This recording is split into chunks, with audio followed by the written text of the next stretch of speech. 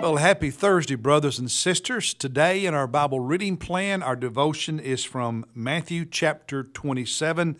Hope you've already read that chapter. Want to remind you that this Sunday, January 2nd, we will not have life groups here at First Baptist, and we will have only 2 worship services, just like we did last Sunday. This Sunday, we'll have our traditional service with the choir and orchestra at its usual time, 9:45. And then our 2 contemporary services will come together for one celebration at 11 o'clock. So 9:45 traditional service, 11 o'clock contemporary service this Sunday at First Baptist. Of course, you can also worship with us online. All right, Matthew 27, kind of a follow-up to what I was talking about yesterday with the value of having religious holidays and celebrations and enjoying those, so long as we don't become judgmental and pharisaical about them. The flip side of that is that rituals and holidays and festivals and church traditions are not a substitute for being right with God.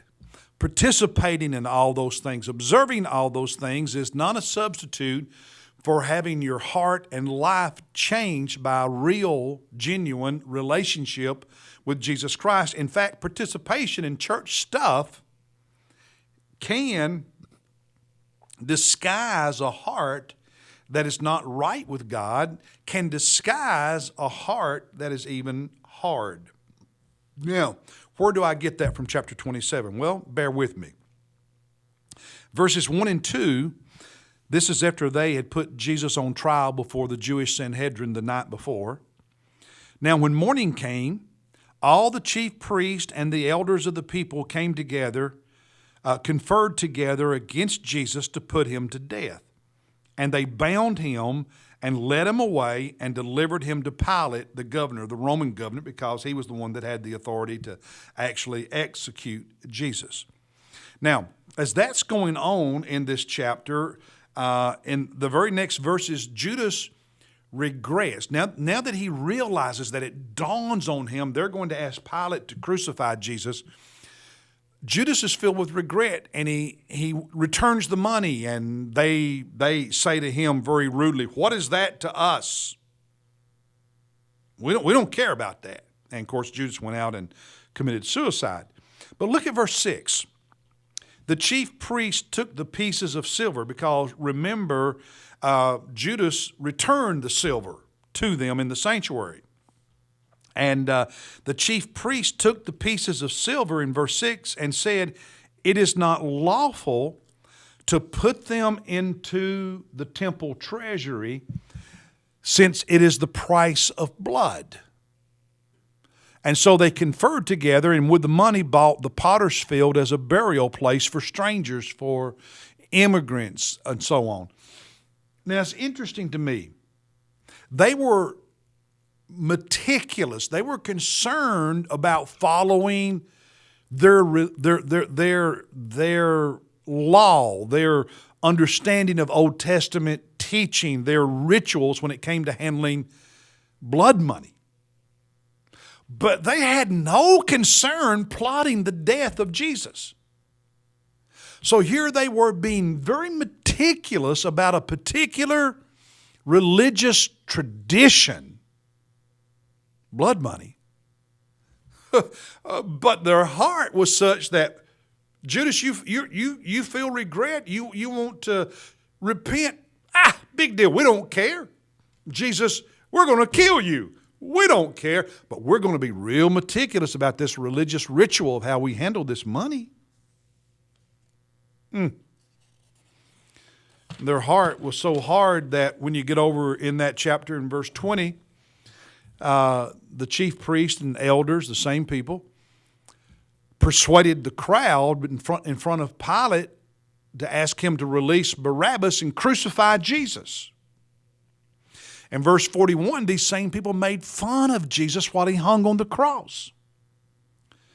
Verse 62 tells us they clearly understood his teaching, that Jesus had said he was going to die and then he'd be raised from the dead. They understood it. They heard Jesus and knew exactly what he was saying. And yet they were so callous.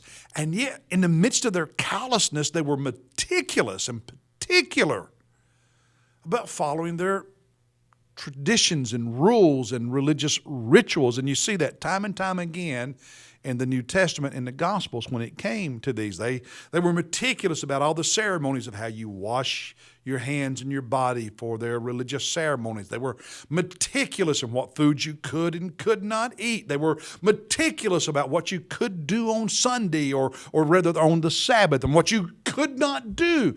When it came to their rituals and their holidays, man, they were meticulous and rigid. But when it came to the heart, how they treated Jesus, how they treated people, they were hard and they weren't right with God. And so, as I said yesterday, our religious holidays and festivals and traditions, beautiful, beautiful, and they can be used of God. Unless we become like the Pharisees and start judging other people and how they do those holidays. Or we use them as, well, I do this and I do that and I do this and I do that. But my heart is hard and I don't have compassion for people. I don't have compassion for hurting people. I don't have compassion for lost people. My prayer, my journal for this chapter was, oh, Lord, keep my heart tender. And don't ever allow me to use religious activity and religious holidays and religious rituals as a cover for not really being right with you. Because I'm afraid there are too many people who go to church and too many people who think of themselves as spiritual and religious in America who use religious activity as a cover even when they're wrong, even when they're not right with God, when their hearts are wrong. And, I'd rather be somebody who does not observe any Christian holiday but is right with God than somebody who observes every holiday and every ritual but has a hard heart and is not right with God. What about you? Are these holidays just a holiday to you? Or are they flowing out of a heart that is genuinely right with God and genuinely been changed by God and genuinely has compassion for lost, messed up, hurting people? Hey, God bless you. I'll see you tomorrow.